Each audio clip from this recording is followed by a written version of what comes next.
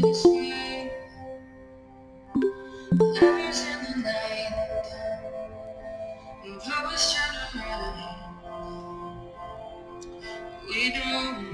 noite, boa noite.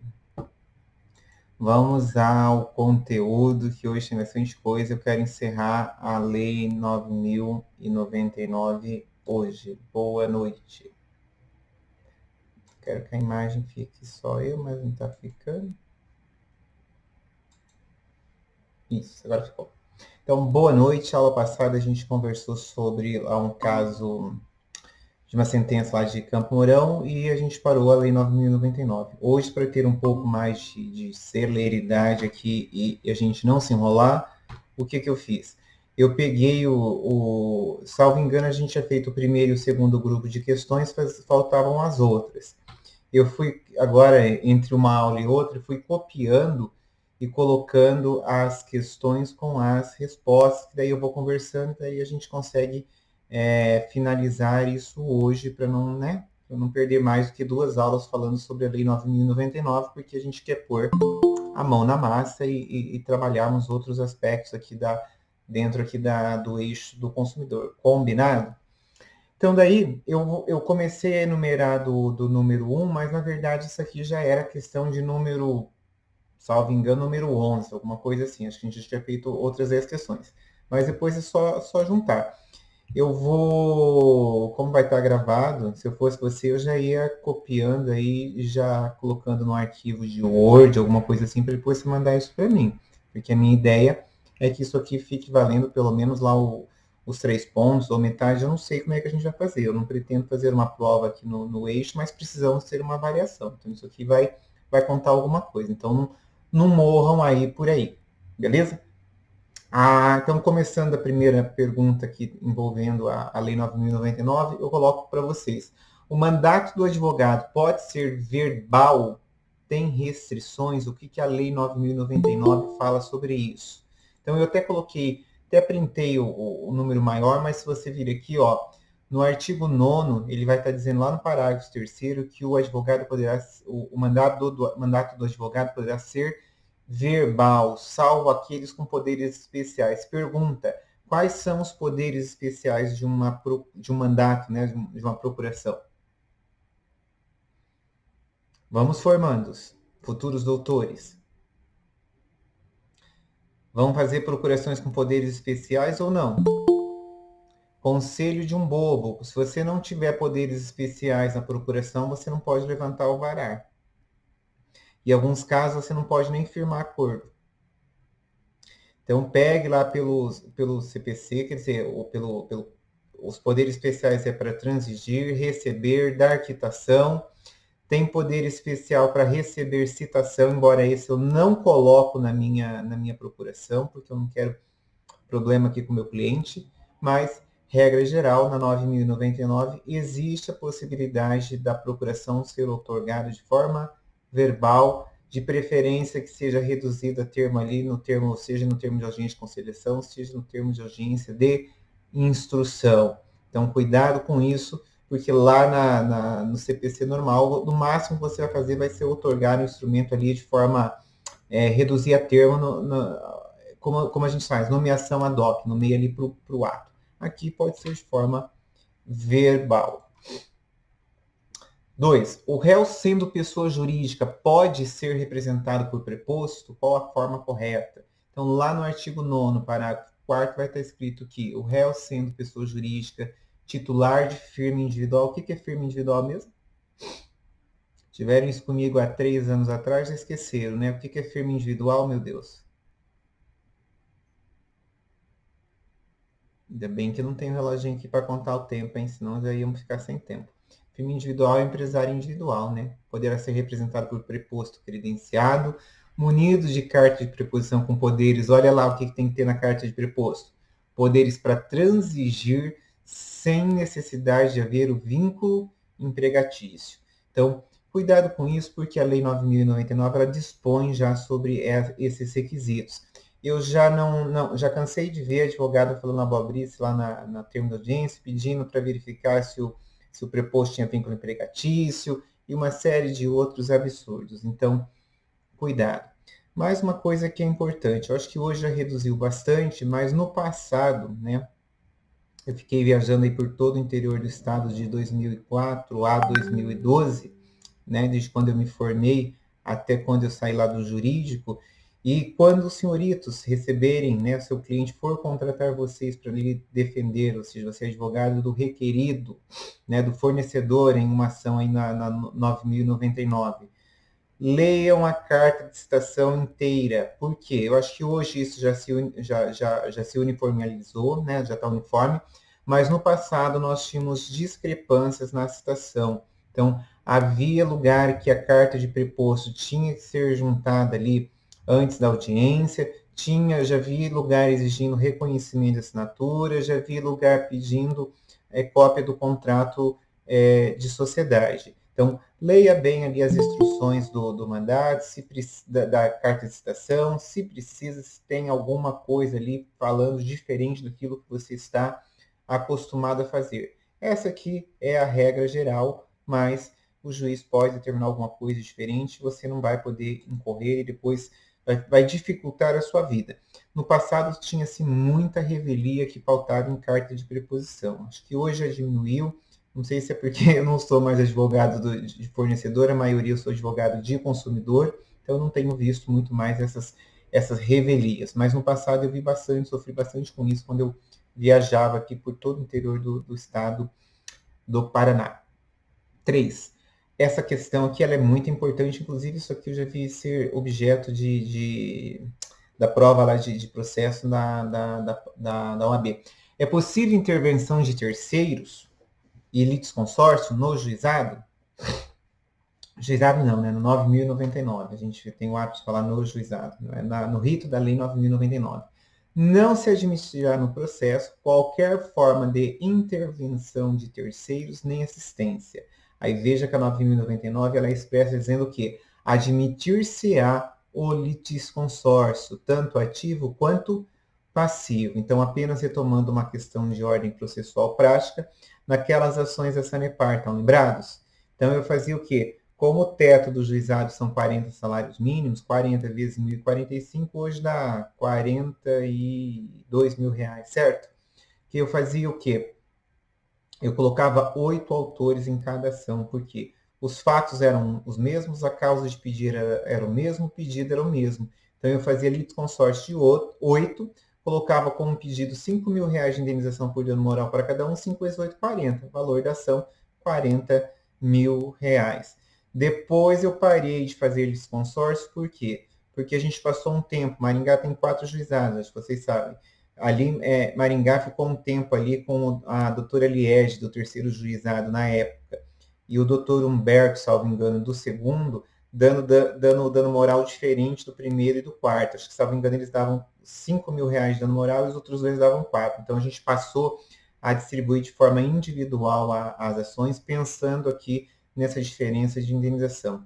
Vejam que tudo isso aí, ó, toda essa estratégia, eu cheguei a trabalhar de domingo distribuindo ação de tanta pressa que a gente tinha, não era pensando numa suspensão, mas sim pensando no volume. E veja, tudo isso aí, por uma questão, como diz um outro juiz, uma questão econômica, social, né? Não foi aliás, está sendo modificado aquilo que já tinha sido reconhecido em primeira e segunda instância. Mas deixa essa discussão para lá. Então, lembrando aqui que na 9.099 não é possível nenhuma daquelas hipóteses de intervenção de terceiro, porém, é admitido sim o litisconsórcio ou aqueles litisconsortes.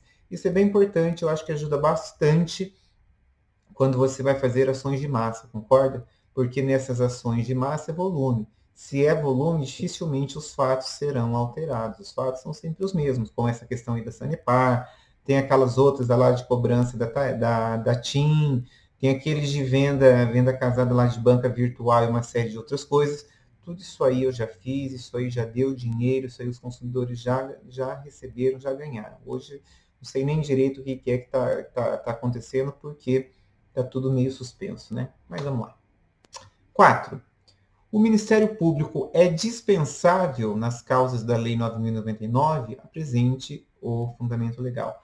O Ministério Público, ele não é que ele é dispensável, ele vai intervir naquelas causas em que é necessária a intervenção do Ministério Público.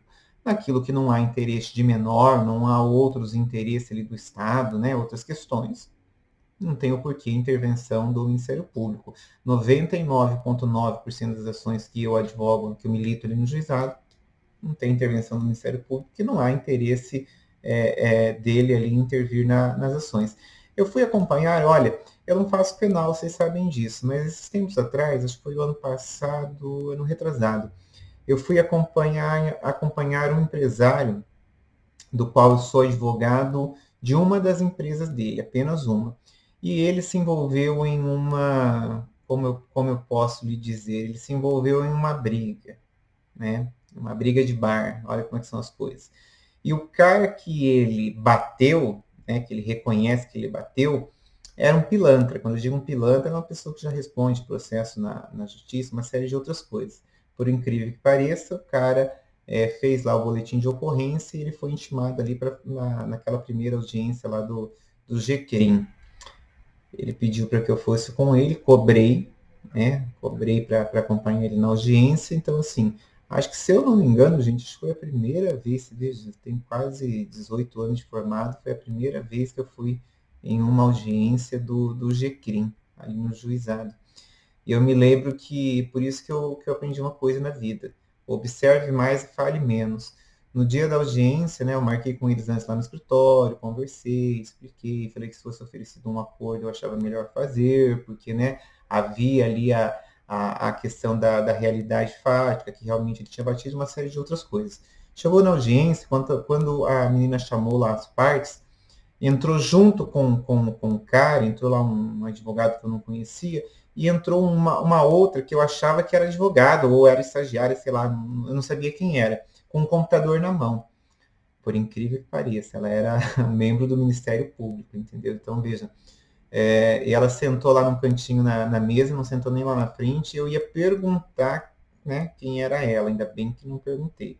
Ela era do Ministério Público e ela ofereceu para o meu, aliás, para o representante lá, que não era meu cliente, ofereceu para ele a possibilidade do meu cliente pedir desculpas verbais para ele e extinguir o processo. Ele aceitou, acredita? Não, veja, a gente estava preparado ali para pagar 2 salários mínimos, mais alguma coisa, se resolvendo aquilo com mero pedido de desculpa, mas eu recebi os honorários, entendeu? Questão número 5. Os atos processuais serão realizados exclusivamente no horário comercial? Por que eu estou perguntando isso? Então, ali, ó, a gente tem o artigo 12 que diz o seguinte: os atos processuais serão públicos e poderão realizar-se-á em horário noturno, conforme dispuserem as regras da organização judiciária. Por que eu estou falando isso para vocês? Talvez vocês não tenham vivido esse período, mas eu vivi. Em Londrina e Curitiba, as audiências no juizado elas começavam depois das 18 horas, acredita? Então, assim, era uma época que Londrina também me pertencia, quando eu digo pertencer ali como gestor do interior, e eu tinha que ir nas benditas audiências em Londrina. Imagine que eu tinha audiência até 19h30 da noite. Eu achava o fim do mundo, porque o que acontecia? Eu acabava indo para Londrina, ia na audiência, e depois eu acabava, tipo assim, normalmente eu saía para jantar lá com o preposto, com a preposta, quer dizer, e acabava chegando em casa de madrugada. Por quê? Porque a audiência ali em Londrina acontecia depois das 18. Curitiba também, teve uma vez que eu estava numa reunião lá de diretoria e daí os advogados lá me deram um processo para eu ir no juizado em Curitiba. Eu fiquei assustado, não sei se vocês conhecem ou não, eu não conhecia, nem sei se hoje está da mesma forma, já faz uns 10 anos ou mais. O juizado lá parecia uma estação de um terminal rodoviário, de tanta gente que tinha, o pessoal usava som para chamar as audiências, assim, fiquei bem assustado que não era o que eu estava acostumado aqui do interior do estado, né? Que coisa. Foi inserido, ó, em 2018, o artigo 12-A, na contagem em dias estabelecido por lei ou pelo juiz para a prática de qualquer ato processual, inclusive para interposição de recurso, computar-se-ão somente os dias úteis. Então, vocês imaginem que no passado, entendeu? No passado, então, quando eu me formei, logo nos primeiros anos ali, militando já no juizado, ali em 1999, não contava os prazos de forma corrida, vocês acreditam? Então, assim, era bem chato o juizado, porque eles tinham regras bem específicas. Isso aqui acabou ficando igual o do CPC, mas teve uma lei, a Lei 13728/2018. Eu peguei essas respostas do Senado. Quando eu digo do Senado, que são atualizadas. Ali o 13 não precisa. Então, regra geral, os atos processuais poderão sim ser realizados em horário noturno, conforme seja possível ali as regras de organização judiciária. Eu não sei se vocês já ouviram falar do COADJ, era o Código de Organização Judiciária do Estado do Paraná. Então, algumas coisas, quando a gente tinha dúvida, a gente procurava no COADJ. Hoje, bastante coisa, já está tudo de forma online, você pega ali pelo regimento, ali por regras no Tribunal de Justiça, que você pode pegar no próprio site dele. Se depois, mais para frente, vocês acharem que há essa necessidade, a gente pode fazer uma busca, sei lá, alguma coisa simulada. Mas mais para frente. Hoje vamos ficar só com essa solução aqui dessas respostas mesmo, porque é importante a gente conversar um pouquinho sobre isso, que as pessoas têm dúvida. 6. Fica vedado, ou seja, é proibida a prática de atos processuais em outras comarcas. Então, no juizado, quando você tem uma ação pelo rito 9.099, você pode pedir uma carta precatória, por exemplo, para citação, uma carta precatória para penhora, ou qualquer outro ato, oitiva de uma testemunha, você pode pedir em outra comarca? Então, veja, parágrafo 2º do artigo 12. A prática de atos processuais em outras comarcas poderá ser solicitada por qualquer meio idôneo de comunicação. Então, é possível, sim, você solicitar a oitiva, ou a produção de prova, ou a citação, ou a penhora no juizado através de carta precatória em outras comarcas. Não vou lhe dizer que é a coisa que mais funciona, por quê? Porque daí o oficial de justiça, ou seja, os funcionários ali, os concursados que vão prestar esse serviço para você, eles não vão receber diligência fora aquelas que já estão inclusas nos seus rendimentos. Então, normalmente, essas certidões, esse tipo de coisa são feitas bem não estou dizendo que é mal feito, estou dizendo que é feito bem de forma célere, de forma singela. Na verdade, é isso, Vanessa. Eu estava tentando falar de uma maneira um pouco mais jurídica, mais polida, porque de repente tem alguém aí que é parente, né, que tem marido, namorado, é oficial de justiça, e daí o cara vai falar, mas olha quantos mandados eu cumpro, né, como é o caso lá que foi professor aí da UniFCB, como é que é o nome dele? Não é Pedro, não é? Que ele até pediu o desligamento da UniFCB em razão da quantidade de mandados que ele tinha para cumprir do juizado de Maringá. Entendeu? Então, realmente, uma situação que não tem o que fazer. No juizado não tem pagamento de custos, então não vai ser pago diligência de citação ou penhora ou qualquer outra coisa nesse sentido. 7. Quais são os requisitos mínimos para se dar início a um processo 9.099? Deixa eu só voltar o que a Vanessa está falando. Fechou meu balãozinho aqui. Olha, vou dizer uma coisa para vocês. Eu tive um caso recente. Eu também. Eu tive um caso recente que era para fazer uma citação em Várzea Grande, né? Várzea Grande é município tipo Maringá Sarandi, se eu não me engano, de Campo Grande, não é? Gente, foram duas cartas precatórias, né? Foi uma R, depois mais uma, depois outra carta precatória, e o oficial de justiça dizia que o número não existe. Eu tive que fazer ali o print pelo Google Earth, lá, não sei como é que fala, e mostrar para o juiz e falar assim, mas tá aqui, ó, a empresa com a fachada, tipo assim, peguei aquele instrumento do como é que chama aqui, do PDF, fiz aquele grifo e grifei o número e mostrei, falei, olha aqui. Depois que eu fiz isso, aí foi enviado, o juiz não mandou uma outra carta precatória, que ainda estava parada lá, né? Eles tinham mandado via comunicação interna para cá, o juiz mandou uma comunicação e finalmente foi citado lá o bendito da empresa que eu queria. Adivinhe, depois que foi citado, o advogado deles entrou em contato, fez o que comigo? Fez um acordo com o meu cliente. Então vejam que faltava um pouquinho de boa vontade na solução ali da situação. Questão 7. Quais são os requisitos mínimos para você dar início ali a um processo na Lei 9.099. Eu não sei se vocês sabem, mas aqui no Juizado de Maringá, o convênio para montagem da petição inicial é feito ali com a Faculdade de Maringá. Então, assim como nós, da UniFCV, temos o convênio para fazer o acompanhamento processual, a Faculdade de Maringá tem o convênio para estar fazendo a petição inicial. De acordo com o artigo 14 da Lei 9.099, consta assim, ó, o processo instaurar-se-á com a apresentação do pedido escrito ou oral à Secretaria do Juizado.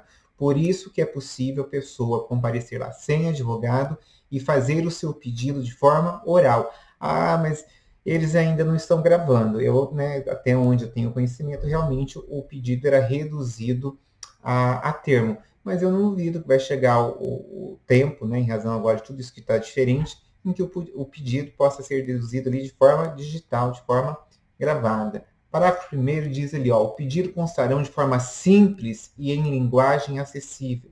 Vocês estão vendo porque lá no começo do nosso eixo disse sim para vocês, olha, tecnicamente eu ainda sonho com a possibilidade de fazer uma petição inicial no juizado de 3 páginas. E tenho certeza que alguns ficaram pensando, isso aí realmente tá meio louco da cabeça.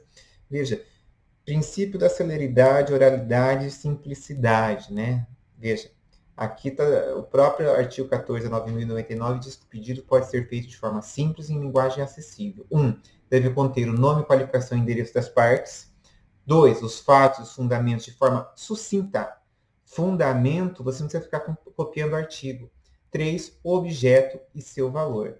Aí o parágrafo 2º está escrito assim, ó, é lícito formular pedido genérico quando não for possível determinar, desde logo, a extensão da obrigação. Então, naqueles casos em que a gente não consegue fazer um pedido certo e determinado de princípio, tá? Por que eu não consigo fazer um pedido certo e determinado de princípio? Pode ser alguma coisa que vai se aumentando ao longo do decorrer do passar do tempo, concorda?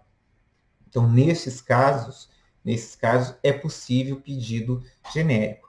Eu já vi sentença que, como se diz, concedia mais ou menos um pedido genérico. Normalmente isso é reformado, gente, porque ainda que você consiga fazer a extensão ali por valores que vão se acrescendo, mas uma coisa são valores certos e determinados. Por exemplo, eu arbitro a multa aí de R$ 100 ao dia limitada em 3.000. Veja, a multa só vai fruir se você fizer o descumprimento da obrigação. Agora, ela tem valor certo sim e tem valor determinado sim, no máximo R$ 3.000. Eu já vi bastante, mas como eu estou falando, o direito ele vem principalmente vinculando o CDC e 9.099. Ele vem acompanhando aqui a evolução social, a evolução jurídica até dos próprios advogados. Eu já vi, no passado, mais de 10 anos atrás, aquelas ações absurdas que o juiz deferia multa diária e não fixava um teto. Ia correndo. Aí você vai dizer, mas na hora que chegava no teto do juizado, limitava. Não limitava, porque isso aí só ia ver depois na execução. Então, cuidado com essas situações. Hoje isso está bem, digamos assim, está bem encaixadinho, bem pautadinho. Acredito eu, que você não vai se deparar com esse tipo de situação na sua militância. Espero eu também que não, né? Que é melhor. 8. O pedido pode ser oral? Então, é a continuação, na verdade, ali do artigo anterior ao 14, né? Parágrafo 3º. O pedido oral será reduzido a escrito pela Secretaria do Juizado, podendo ser utilizado o sistema de fichas ou formulários impressos. Vejam que essa lei era de 1995, né? 1995 para 2020 são 25 anos, né? 2005, 2015, 25 anos. Em 25 anos, muita coisa mudou. Se você partir do pressuposto que a internet foi liberada para a população brasileira no ano de 94, vocês vejam que essa lei ela entrou em vigência no ano seguinte da liberação da internet à população. Então, penso eu que, por princípios e por uma série de outra coisa, aquela minha fala de 1 minuto atrás, não está tão fora da possibilidade de, num futuro próximo, a gente ter esses pedidos sendo deduzidos de forma digital. Artigo 15. Os pedidos mencionados no artigo 3º desta lei poderão ser alternativos ou acumulados, nesta última hipótese, desde que o conexo e a soma não ultrapasse o limite fixado naquele dispositivo. Qual que é o limite aqui que a gente está discutindo? 40 salários mínimos. Então, cuidado na elaboração dos seus pedidos. porque se você fizer pedidos, se você estiver deduzindo uma pretensão maior do que 40 salários mínimos, eu já vi casos em que o processo já foi até instruído, chegou na sentença, o juiz extinguiu por incompetência em razão do valor. Então, cuidado, porque é tempo e dinheiro perdido. Limite ali o seu objeto, que é melhor para vocês. Questão número 9. Qual a primeira providência prevista pela Lei 9.099 após o protocolo da petição inicial? Parece que isso é brincadeira da minha parte, mas não é não, está na lei. Registrado o pedido, independentemente de distribuição e atuação, a Secretaria do Juizado designará a sessão de conciliação a realizar-se-á no prazo de 15 dias. Como essa lei era utópica, né, em 1995. Eu acredito que vocês não pegaram, não conseguiram acompanhar o período em que você fazia a distribuição da ação e já saía com a audiência. Eu me lembro que quando eu era estagiário, na época do papel, eu levava a petição inicial e os documentos ali no juizado de Maringá. Quando era distribuído, eu já saía com o carimbo com a data da audiência e o horário. Vocês acreditam? Depois, quando virou Projude, né, naquelas ações da Sanepar em especial, quando você acabava de fazer, clicava lá no botão distribuir, o sistema ficava pensando ali 10 segundos e já te devolvia a data, qual juizado, a data e o horário da audiência. Então, assim, hoje não é mais possível, em razão do volume de demanda, né? Então, assim, eu já fui em evento jurídico em que tem ali juiz palestrante, que eles dizem que é uma enxurrada da população buscando indenização no judiciário. Eu sou, felizmente ou infelizmente, um advogado pró-consumidor. Então, particularmente, eu penso que a questão não é o consumidor que está buscando seus direitos, não. E sim o fornecedor que está deitando e rolando no direito brasileiro. Essa é a minha opinião, mas cada um pode ter a sua. Inclusive, eles podem estar certos e eu errado, né? Fico feliz de que eu pense dessa forma e que tenha bastante embasamento doutrinário para que a gente possa fazer cada vez mais ações, né? E com isso, buscar aí o direito aí dos nossos clientes, o direito do consumidor, e pensando aqui em sendo um ramo de atuação dentro do direito, que seja um ramo lucrativo, um ramo viável, e particularmente eu acho um ramo que é fácil de você estudar e se posicionar aí profissionalmente, né? Eu acho que tirando um ou outro aluno que acho que passa pela minha disciplina realmente como viajante, né, que não escuta nada do que eu estou falando, eu acho que a grande maioria consegue tirar algum aprendizado, porque a disciplina é simplória, né? São 54 artigos que a gente estuda, e como muita coisa tem a ver com o cotidiano e com as relações que a gente vive, muita coisa é quase que intuitivo, né? Mas vira e mexe alguns ex-alunos mesmo essa semana, um me perguntou, eu fiquei com vontade de responder para ele, olha, tá vendo que falta que faz estudar um pouquinho mais? Ele me perguntou se ele podia devolver um produto que tinha comprado que estava com um problema, entendeu? Eu tinha comprado uma loja física. Eu falei, não, você não pode devolver, você tem que mandar 30 dias pelo prazo da assistência técnica, né? A princípio. Então, aí tudo bem, deixa isso para lá. Vamos lá. 10. O comparecimento das partes é obrigatório na audiência de conciliação? É uma pergunta. O não comparecimento ocasiona algum efeito jurídico? Aqui eu quero falar duas coisas para vocês. Primeiro, artigo 17. Comparecendo inicialmente ambas as partes, instaurar-se-á desde logo a sessão de conciliação, dispensados o registro prévio de pedido e de citação. Então, se as partes comparecerem de livre e espontânea vontade, dispensa-se até a citação. Eu penso que esse pedido, esse artigo, ele era absoluto até algum tempo atrás. Quando eu digo ele era absoluto, veja, eu entrei na faculdade em 97, comecei a cursar em 98, eu comecei a fazer estágio em 98, me formei em 2000, comecei em 2000, né? Meio de 2003, e estou até hoje trabalhando no direito, e sempre tive ali por volta do juizado. Eu nunca tinha visto, fora isso que eu vou contar para vocês no ano passado, um caso em que, por uma questão de distâncias, que eu já até falei isso aqui outro dia, o juiz, foi até o doutor Sladelf, né, que é bem, deferiu o não comparecimento das partes na audiência. Ele fez, na verdade, num espaço de tempo ali de quase 60 dias, eu vi ele fazendo isso 2 vezes. Fez nesse caso que os requeridos acidentes de trânsito moravam na Bahia, E eu vi num outro caso que eu achei, fiquei bem espantado, em que a pessoa estava fora do país, residindo fora do país. Veja, a lei não traz essa possibilidade de estender, de modificar as hipóteses. Concorda? Em ambos os casos, eu não fui prejudicado. Ah, por que eu não fui prejudicado? Porque depois a sentença acabou sendo de procedência. Eu era advogado do autor nos dois casos. Entendeu?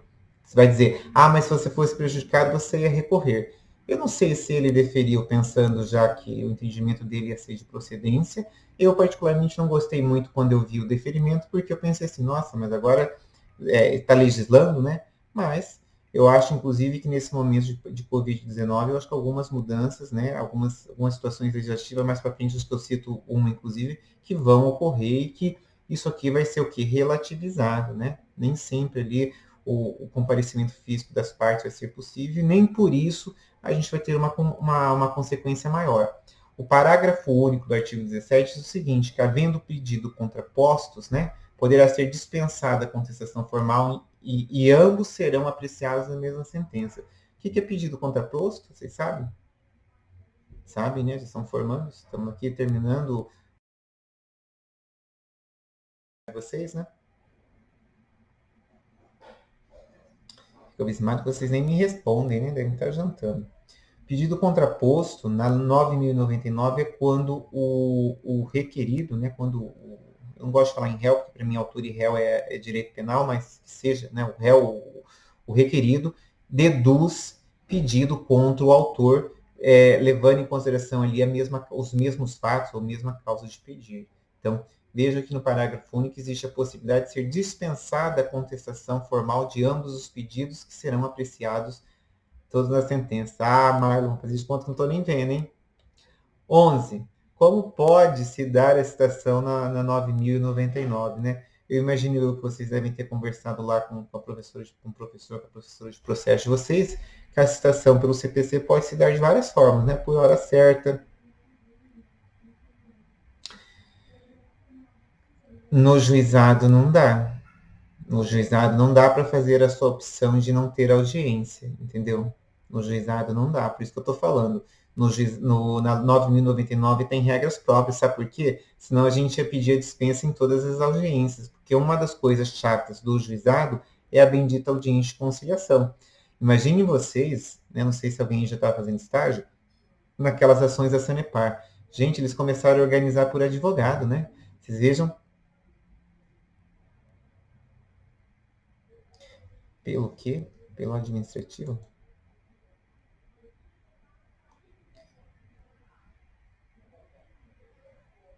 O que é ADM? Administra o quê? Quer dizer o que é ADM?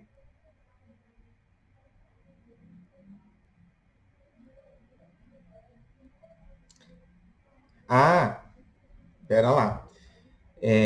No PROCON, você veja que tem duas situações que a gente precisa destacar aqui. Vocês viram que agora o PROCON mudou ali na Horácio, né? Uma quadra do juizado, ficou ótimo. Então ali você já pode orientar seus clientes para ir no PROCON. E eu não sei se, Matheus, eu não sei se você sabe da plataforma do consumidor.gov, né, que é uma plataforma de ordem federal e que as empresas, até o ano passado, né, antes da pandemia, tinha 523, 528 empresas inscritas na plataforma do consumidor.gov. Acredito que agora devem ter mais, mas depende da empresa fazer ali a aceitação, a inscrição. Se a empresa for inscrita, quando eu digo a empresa, assim, os maiores bancos, telefônicas, as grandes empresas, né, elas já estão cadastradas. Você consegue fazer essa reclamação de forma online, de forma virtual. Ajuda bastante. Eu acho que um futuro próximo do PROCON vai ser o PROCON ser realizado por meios virtuais, por meios digitais, até por meios de aplicativo. Eu não estou dizendo que isso vai ser em todos os casos, mas eu estou dizendo que naqueles casos mais simplórios ou mais de massa, né, telefonia, TV a cabo, reclamações de tarifas de banco, essas coisas. Tem um aplicativo, mas o aplicativo você consegue formular a reclamação? Eu não sei porque então você está vendo, eu já tô até desatualizado. Eu acho que é por aí mesmo o caminho. No consumidor.gov, eu não sei se vocês têm essa notícia, 73%, 78%, 73% das reclamações são resolvidas no âmbito administrativo. Por que isso nos interessa? Porque você pode, né, você deve, no meu ponto de vista, informar o seu cliente, inclusive constar no seu contrato de prestação de serviços jurídicos, que se a solução for aí de ordem administrativa, você vai cobrar uns X reais, né? Desde que não seja abusivo. Então, nós já tivemos casos lá no escritório de conseguir fazer revisão de parcela de empréstimo consignado por meio do consumidor.gov e obter a redução. Então, cuidado com isso, que eu acho que isso aí é um novo canal, né? É uma ferramenta que aqui dentro do direito do consumidor eu acho que vai ter que ser explorado por nós, advogados, sim. Eu fui num congresso ano retrasado, inclusive esse ano o congresso ia ser em maio, foi transferido para setembro, e agora acho que virou virtual, que eu não estou, até preciso ver certinho, que é de 2 em 2 anos o Congresso Nacional de Direito do Consumidor. Eu vi uma palestra, né, dos fóruns lá com uma juíza do Distrito Federal, que ela exigia que as demandas que eram distribuídas para ela ali por sorteio, ela exigia, para fins de continuidade do processo, que tivesse passado ali ou pelo PROCON ou pelo consumidor.gov. Olha que interessante. Ali naquele dia foi um monte de gente discutindo a legalidade dessa decisão dela. Ela falou que consta, que existe essa possibilidade, que quer desafogar o judiciário, e ela não marcava audiência de conciliação antes de feita essa prova no processo. Se a pessoa não fizesse a prova, ela extinguia. Olha que coisa, né? Então, caso isolado lá do Distrito Federal, ainda bem que aqui em Maringá não está funcionando dessa forma, mas eu não duvido que chegue um tempo que a gente vai passar por essa exigência de esgotar os canais administrativos. Eu acho até que mais para frente, você veja, a gente tem, salvo engano, é setembro e outubro, né, um comecinho de novembro que termina o eixo. Eu acho que dentro dessa proposta de eixo, a gente poderia fazer uma atividade prática de verificar abrir, né, uma reclamação no consumidor.gov e ver como é que tudo isso aí funciona. Vou ver se eu consigo instrumentalizar isso, tá? Que de repente a gente faz como projeto de extensão, a Priscila vai gostar, e eu acho que vai ser interessante para todo mundo. Porque daí a gente pega uma aula, né? Se não der para ser no período exatamente nesse horário, a gente vê um horário que todo mundo pode e fazemos isso, ou se não fazemos de forma simulada, né? Pintando as telas, fazendo tudo bonitinho aí com slide, que eu acho que dá certo. Eu já queria ter feito isso lá no NPJ, mas, né, como também o NPJ é um dia só, também, né, eu acho que aqui no eixo talvez fique mais interessante. Combinar? Então a gente vê isso antes de terminarmos aqui a nossa caminhada no eixo. 11. A questão 11, eu estava dizendo para vocês sobre a questão da citação na 9.099. Então, a citação na 9.099, eu até deixei em negrito aqui, o que a gente tem que ser destacado, que normalmente quem está começando a advogar, né, está se formando, às vezes pode cometer essa gafe. Eu não estou dizendo que eu não fiz, graças a Deus, mas eu me lembro que eu cheguei a pensar, bem lá no comecinho, quando logo que eu me formei. No juizado não cabe citação por edital, tá? Então, se esgotados os meios de citação possível, seja AR, oficial de justiça, né, ou qualquer outra coisa aí que você possa imaginar nesse novo formato de pandemia, desde que o juiz aceite, por edital não tem como. Então, cuidado, se você for advogado de determinadas pessoas, ou até determinados tipos de atividade empresarial, não adianta você entrar com a ação no juizado, porque o processo vai ser extinto depois, seu cliente vai ficar na sua cola.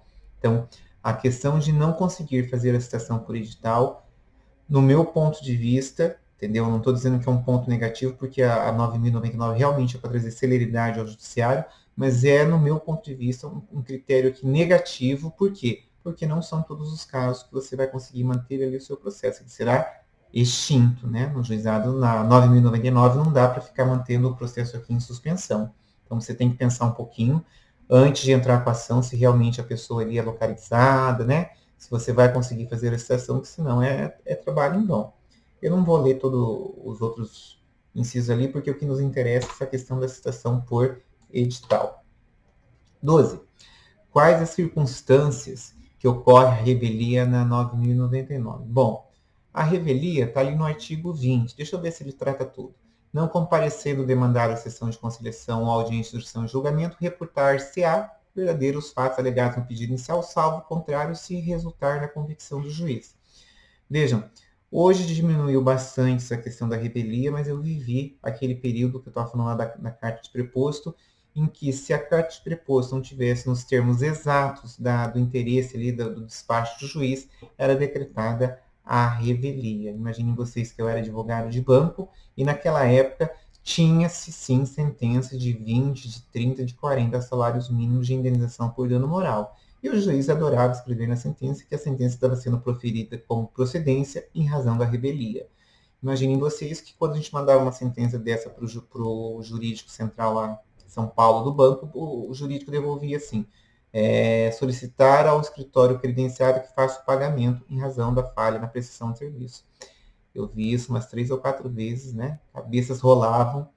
Graças a Deus a minha nunca rolou, mas foi por muito pouco, né? Porque o banco não queria pagar as condenações de revelia em razão de divergência na carta de preposto.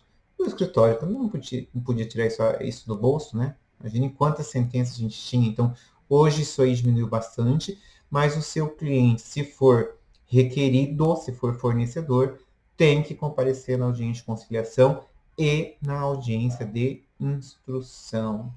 Se qualquer uma dessas duas não, se depois da audiência de conciliação não tiver a instrução e você não apresentar a defesa, também pode ali ocorrer aquilo que a gente chama de revelia ficta, né? Não houve defesa da parte. Então, se não houve defesa da parte, ter-se-á como verdadeiros fatos alegados na inicial. Lembrando que isso aqui não é direito do trabalho, então, sendo verdade, sendo verídico os fatos, não quer dizer necessariamente a procedência do pedido, tá? Eu já vi ações de revelia que o juiz julgou improcedente a inicial. Já tive ações minhas, inclusive, né, alguns anos atrás. Então, cuidado que isso aqui não é presunção em absoluto. 13. Quais são as formas de resposta do réu pela 9.099 e qual o prazo para a resposta do réu? Isso aqui é interessante, porque quando a gente está pensando em resposta do réu, a gente tem que pensar, poxa, mas o que ele pode fazer? Então, no artigo 30, ele traz a possibilidade da contestação ser oral. Já vi, né, acredito que hoje esteja um pouco mais longe dessa ideia do passado, mas já vi advogado fazendo contestação oral. Eu penso que eu morria de dor de barriga, de medo de ter que fazer uma contestação oral, porque normalmente quando a gente se forma, falta para a gente um pouquinho de experiência, e a gente imagina que lá na hora nós vamos falar um monte de coisa. Já vi advogado mais antigo querendo fazer show, sabe? Já viram um showman? O cara vai na audiência, quer falar alto, quer fazer encenação.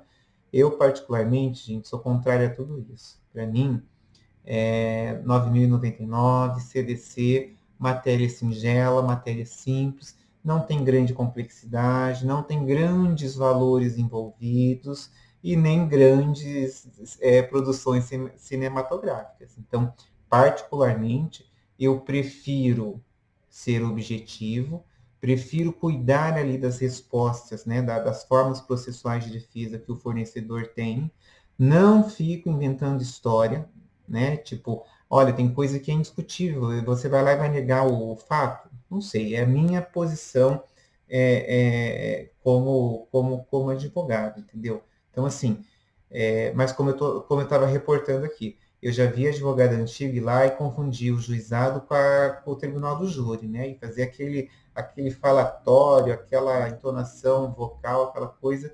Me perdoem, eu não gosto disso, não acho que seja adequado. Se vocês acham legal, que bom. Se um dia a gente se cruzar, vocês saibam que eu não vou aplaudir isso e nem vou dar lado para esse tipo de coisa, porque eu não acho legal.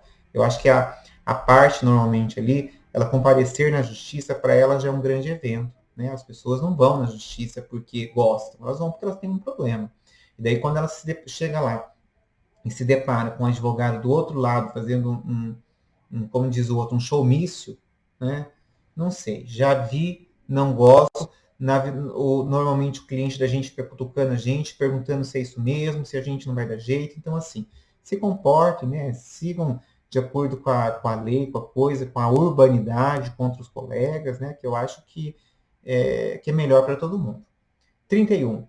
Não se admitirá o quê? Reconvenção. Olha que interessante, a gente passa 5 anos aí no processo civil discutindo reconvenção, como é que faz reconvenção e protocolo de reconvenção. No juizado não cabe reconvenção. No juizado não, na 9.099 não cabe reconvenção. É lícito, e aqui vem o fundamento do que é possível. É lícito ao réu, na contestação, formular pedido em seu favor, nos limites do artigo 3º desta lei, desde que fundados os mesmos fatos que constituem objeto da controvérsia. Famoso pedido contraposto. Então, não passem vergonha, não escrevam reconvenção, a terminologia correta realmente é pedido contraposto, é assim que funciona no juizado. Se estiver com dúvida, quando vocês forem, né, daqui a 2 ou 3 meses, 4 meses, já são advogados. Quando você tem dúvida de uma situação, se você não tem para quem ligar, se você me mandar um WhatsApp, eu vou te responder se eu souber. Se você tem dúvida, procure no tribunal. Quando eu digo no tribunal, entre no TJ Paraná, procure lá a jurisprudência e procure aquilo que você quer saber. Normalmente você vai encontrar casos que vai te direcionar à resposta correta ou ao entendimento correto. Não passem vergonha, por favor. É chato isso. Parágrafo único. O autor poderá responder o pedido do réu na própria audiência ou requerer designação de nova data, para que será desde logo fixada cientes todos os presentes. Então, você veja, já vi bastante a pessoa que deixa para apresentar a contestação nos minutinhos faltantes ali para a audiência de instrução. Não sei se é da praxe de vocês. Eu não gosto de fazer isso com os colegas, eu acho que não é a surpresa ali que vai fazer alguma coisa, mas vários já fizeram isso comigo. E eu, né, já não nasci ontem, normalmente a gente já imagina qual vai ser a defesa do fornecedor. Normalmente eu deixo uma impugnação engatilhada lá no escritório e só mando o WhatsApp para quem estiver lá, olha, pode protocolar para mim, entendeu? Já teve caso de eu levar ela impressa e lá na hora, tipo assim, doutor, o senhor vai querer prazo para se manifestar? Está aqui o arquivo, ou isso, ou aquilo. Então, assim, eu tento resolver da forma mais célere possível. Não quero falação na audiência, não quero enrolação, não quero discutir prazo, não quero nada. Eu quero cumprir a 9.099. Fechem comigo que eu acho que é melhor. 14. Quais são as provas admitidas pela 9.099? O artigo 32 diz que são todos os meios de prova moralmente legítimos, ainda que não especificados em lei. São hábeis para provar a veracidade dos fatos alegados pelas partes. Então, assim, no juizado, eu acho que era uma jurisprudência, não sei o que eu estava procurando ontem, anteontem, e eu vi que o juiz deferiu um mandado de constatação. É isso mesmo, eu não lembro se era juizado, mas eu vi isso. O juiz deferiu um mandado de constatação para verificar se a pessoa era pobre realmente para deferir justiça gratuita. Olha, em quase 18 anos de formado, eu nunca vi um mandado de constatação para verificar se a pessoa é pobre ou não. Né? Nos termos da lei, a declaração de pobreza deveria ter presunção absoluta. Mas hoje em dia, né? Hoje em dia tem juiz que parece que quer legislar, né? Parece que ele é contra as partes e contra o advogado. Eu, particularmente, se fosse juiz, eu ia intimar, traga aqui o certidões do cartório, traga imposto de renda, mas mandado de constatação, achei pesado, né? Primeira vez que eu vi, mas era uma jurisprudência, não era minha, graças a Deus. Artigo 15. Qual é o momento oportuno para a produção de provas no juizado? Então, vejam que o rito da 9.099, ela traz um formato diferente daquele que a gente está acostumado no CPC normal.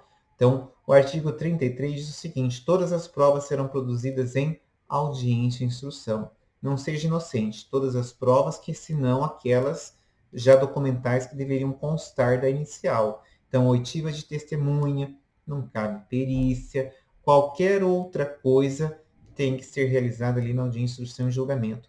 Eu já vi juiz desmembrar a audiência de conciliação de instrução e julgamento, já vi juiz suspender a audiência de instrução e julgamento. Vai depender do caso concreto. É bom os senhoritos estarem bem cientes disso aqui, porque eu já vi advogados se manifestando, esperneando a audiência, que o juiz não poderia fazer isso, não poderia fazer aquilo. Lembrando que normalmente o juiz né, ali pensando na 9.099, é um juiz leigo, que talvez não tenha tanta experiência assim na carreira ali de juiz leigo e talvez possa pestanejar se encontrar ali com um advogado um pouco mais falante, né, que fala muito e pouca pauta aqui na lei. Eu recomendo que dê uma analisada nisso aqui com calma e não fique fazendo requerimentos infundados, né? Porque daí as partes, normalmente, né, se eu tiver lá, eu sempre penso assim, poxa vida, né? Posso estudar um pouquinho, mas cada um com seu pensamento, né? 16. Como funciona a prova testemunhal da 9.099? Então, como é que será feita essa prova testemunhal? Coloquei em negrito ali o 36, que está escrito que a prova oral não será reduzida a escrito, devendo a sentença referir no essencial os informes trazidos dos depoimentos. É verdade. No juizado, já de longa data, não se faz termo de depoimento, né? Quando eu digo termo, não se reduz a termo. A pessoa faz ali o seu depoimento, presta o seu testemunho, é gravado pelos meios digitais e depois a pessoa só assina que compareceu. Hoje, com o ProJude, né, e com toda essa modernidade, tudo está muito fácil, né? O acesso e tudo mais. Eu me lembro que no passado, quando eu digo no passado, na época do processo em papel, a gente tinha prazo separado para apresentar o recurso, né? Porque a gente era intimado em datas separadas da sentença, e você tinha que comparecer na secretaria e fazer cópia do CD-ROM, com o termo de audiência, com a oitiva dos depoimentos, tá? Eu não cheguei a fazer muito isso, porque, por sorte, depois, né, já era lá o advogado o responsável pelo jurídico, então normalmente mandava os de baixo de mim fazer, né? Eu só conferia. Mas eu acho que não deve ser muito legal você ficar ouvindo ali depoimento pedaço por pedaço para fazer recurso, né? Mas tem que fazer, não tem como correr. 17. O que é obrigatório conter numa sentença da 9.099? Então vejam que na sentença, deixa eu ver se aqui que está escrito isso. Artigo 38. A sentença mencionará os elementos de convicção do juiz, um breve resumo dos fatos relevantes ocorridos na audiência, dispensado o relatório. Então, cuidado. Eu já vi advogado fazendo fundamento de recurso que a sentença é nula porque não tem relatório. Cuidado. Está na lei. Na 9.099 é dispensado o relatório. Eu penso que essa geração de vocês é uma geração um pouco mais nova aqui no direito e que espero eu que todos tenham passado pelo menos pela disciplina de ou direito do consumidor ou eixos de consumidor em que possa ter ouvido pelo menos alguma vez alguém falar isso que eu estou falando. Eu, como vim de uma outra geração de advogados, que peguei aqueles advogados mais antigos ali como colegas de repente, são advogados que são anteriores à Lei 9.099, que não fizeram atualização, que não, digamos assim, que é da época que o advogado era bom por si só e que não precisava estudar, e que já escreviam essas besteiras como eu estou falando. Eu acho que isso hoje está um pouco já superado, né? Eu acho que hoje a comunidade jurídica é mais jovem, tem mais prática aí nas questões virtuais, digitais. Eu acho que isso facilita, de repente, o estudo. Ali fala no parágrafo único que não se admitirá a sentença condenatória em quantia ilíquida, ainda que genérico que seja o pedido. Artigo 39. É ineficaz a sentença condenatória na parte que exceder a alçada desse juizado. Então, a sentença ela não pode condenar a parte em valores maiores do que 40 salários mínimos. Juliano, mas eu já vi na execução o valor passar. Na execução, com juros e multa. Veja que a atualização monetária é a correção do dinheiro no tempo. Os juros, né, juros de mora, normalmente os juros de mora corre a partir da citação. Então, não depende muito do juiz, eu digo ali do teto do juizado. Eu tive uma ação, gente, no juizado, que eu entrei em 2011, eu liquidei ela em 2017. Foi a ação mais longa que eu tive no juizado. 2011 para 2017 são 6 anos de ação. Que ódio daquele processo. Deu um valor até razoável, mas era contra o BV. O BV foi complicado. Ele recorreu 2 vezes, recorreu da sentença, depois recorreu da execução, depois recorreu da sentença da execução. Poxa vida, né? deu uma canseira em mim. Mas também foi condenado em tudo que é custas e que podia ser condenado. Mas 6 anos de processo. Foi o processo mais longo que eu já tive no juizado. Artigo 18. Qual o recurso cabível da sentença da 9.099? Isso aqui é bem interessante pelo seguinte. Olha o que está escrito no artigo 41.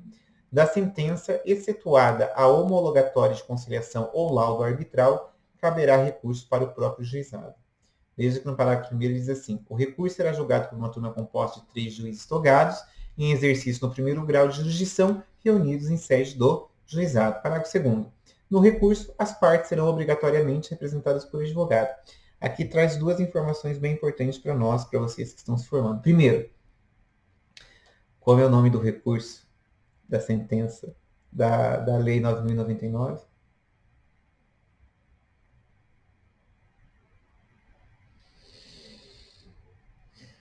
Deixa eu até respirar mais fundo, né? Vocês nem me respondem, mas eu falo para vocês. Pode ver que a lei não fala. Então, mas por que tem esse nome, Vanessa? Porque inominado vem que não tem nome, sabiam?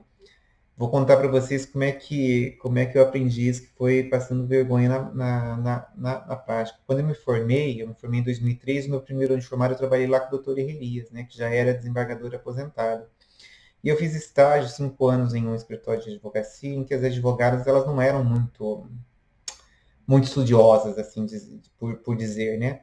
E eu fazia, né? Ninguém me explicou nada, eu fazia recurso de apelação no juizado. E o juiz também nunca vi escrever nada, para mim estava certo. Primeiro recurso lá no doutor Herrerias que eu fiz, escrevi recurso de apelação. Ele me chamou lá na sala dele. Então, seu Juliano, por que o senhor escreveu recurso de apelação aqui? Falei, doutor, peguei o CPC. Falei, porque, ó, da sentença cabe a apelação. Por isso que escrevi a apelação. Ele, então, né, mas esse processo é da Lei 9.099, você podia fazer a gentileza de pegar a lei para mim? Fui lá, peguei a lei. Ele, então, leia para mim o artigo 41. Eu li esse artigo aqui. E falei, ué, doutor, não tem nome o recurso. Então, se não tem nome, eu uso o nome do CPC. Ele, então, se não tem nome, o correto é ser recurso inominado. Aprendi isso no ano de 2004, viu? Minha cara queimou e nunca mais eu tornei numa dessas de escrever o nome de recurso de apelação no juizado. Você vai dizer, mas é evidente. Evidente hoje, né? 16, 18 anos depois do acontecido. Naquela época não era bem assim. Naquela época tinha 8 anos da lei do juizado, né? As coisas estavam engatinhando ainda, né? Quer dizer, aprendi a duras penas, mas está na lei, ó. Inclusive, está na lei, por isso do convênio aí da UniFCV, dos pilares, de que no recurso a parte obrigatoriamente tem que ser assistida por advogado. Sabe por quê? Vocês já imaginaram você deixar o leigo, né, a população comum interpor recurso? Ela não conhece o prazo, ela não sabe o que ela pode discutir, né? Já pensou lá os juízes da turma recursal lendo a dona de casa, metendo pau na vizinha lá quando a gente tem alguns processos aí no NPJ? Não dá, né? Então, por isso que a lei faz dessa forma. 19, senão a gente não termina. É obrigatório a apresentação de contrarrazões. Vocês sabem o que é contrarrazões, né? A pessoa apresenta recurso e você é intimado para contrarrazoar. Eu me lembro que eu fiquei um grande período da minha vida achando que não precisava fazer contrarrazões, né? Porque como eu era advogado lá do banco e tinha trilhões de ações, na verdade eu achava que nas minhas eu não fazia porque eu era recorrente e nas dos outros eu não fazia porque eu achava que eu ia ganhar. Passado todo esse período aí da minha vida, hoje eu faço contrarrazão, sim. Ah, mas faz para cumprir prazo? Não, eu faço sempre destacando aquilo que me interessa. E já disse para vocês que eu já tive processos em que eu acredito que a sentença foi mantida em razão da fundamentação das contrarrazões. É só você imaginar que se o tribunal lá, a turma recursal, estiver num dia com um pouco mais de pressa e tiver o recurso com as contrarrazões, deixa eu ver o que o cara está falando. Ah, o cara está falando que isso aqui está certo. Vou usar os argumentos dele. E isso é fato, gente. O prazo é 10 dias após a intimação pela secretaria para a gente ir embora. Qual é a regra para recebimento do recurso? Não sei se vocês sabem, mas não é porque o juiz é maldoso, mas o recurso será recebido apenas no efeito devolutivo, podendo o juiz dar-lhe ao suspensivo para evitar dano irreparável à parte. Então, aquele que não escuta eu falando isso aqui, ele pensa que o juiz está despachando errado. Ah, por que o juiz não recebeu no efeito suspensivo, só no devolutivo?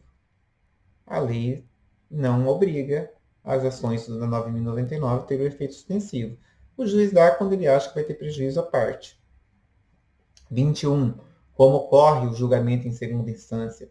Vejam que depois, se der certo, eu quero ver se a gente simula alguma coisa aqui de sustentação oral ou contra-razões, alguma coisa de forma prática. Mas, antes de fazermos isso, o artigo 46 diz que, em segunda instância, constará apenas a data com a indicação suficiente do processo, fundamentação sucinta e parte dispositiva. Se a sentença for confirmada pelos próprios fundamentos, a súmula do julgamento servirá como acordo. Eu fico bem frustrado quando eu vejo a aplicação dessa segunda parte do artigo 46. Por quê? Tem vezes que a turma recursal vai lá e só coloca a súmula, só coloca o resultado. Aí você fica pensando, poxa, nem analisaram o que eu queria? Não é que nem analisaram, eles estão mantendo a sentença. Então, se está mantendo a sentença é pelos próprios fundamentos. Como no juizado não cabe outro recurso para outras instâncias, meu amigo, é isso aí mesmo. Menor complexidade, menor valor envolvido. Se você quisesse levar isso aí ao STJ, que você que entrasse na justiça comum, não no 9.099. Tá vendo como é que as coisas são? 22. Cabe embargo de declaração? Cabe. Isso de forma indiscutível. Foi alterado aqui em 2015. Você veja, quando eu me formei em 2013, eu sou da época que os embargos suspendiam o prazo. Então, como assim suspendiam o prazo? Se tivesse corrido 1 ou 2 dias, você apresentava embargos, depois só tinha 7 dias para interpor o recurso inominado. Agora suspende, com a suspensão volta a correr do zero. Então, acabou esse problema, essa discussão aqui de prazo. Era bem ruim isso, viu? Não era fácil a coisa. Espera lá que meu computador está pensando. Quais as hipóteses de extinção do processo na 9.099? Está lá no artigo 51.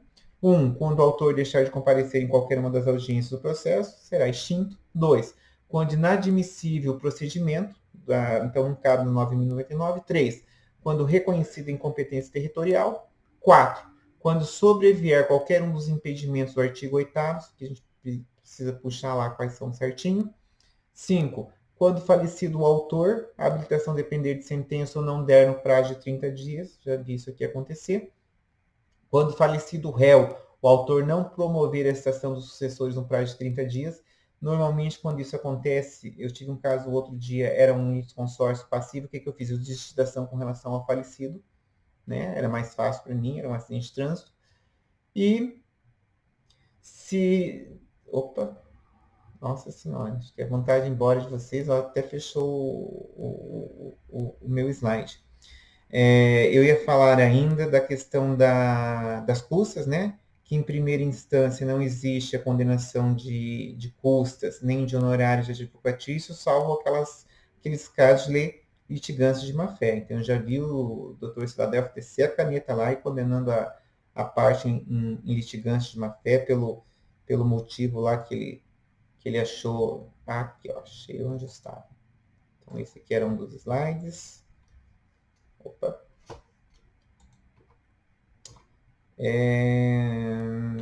Isso aqui depois a gente vê. Isso aqui é o que eu falei das custas e taxas. Da litigância de má-fé falei também.